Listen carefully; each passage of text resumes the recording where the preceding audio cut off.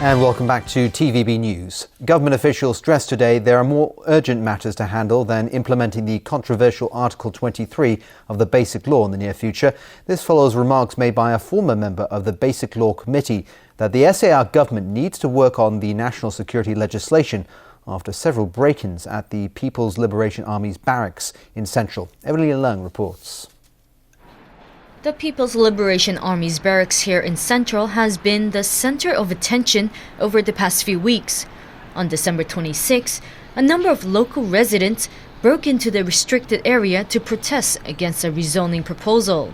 If the proposal is endorsed, this piece of harborfront land in Central will be redesignated as a military dock.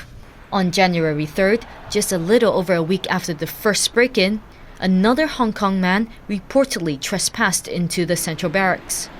A former member of the Basic Law Committee, Wang Zhenming, spoke out following the break-ins, calling the incidents challenges to national sovereignty. He said it's necessary for the SAR government to start working on the legislation of Article 23 of the Basic Law.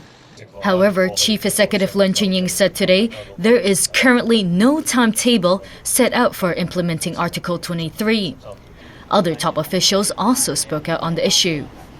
In the existing law that we have sufficient statutory provisions and other common law situations to deal with the similar situations such as trespassing into the central military barracks. So for the time being, in relation to the case that you have just mentioned, we are treating it strictly in accordance with the laws of Hong Kong as well as the evidence that is available.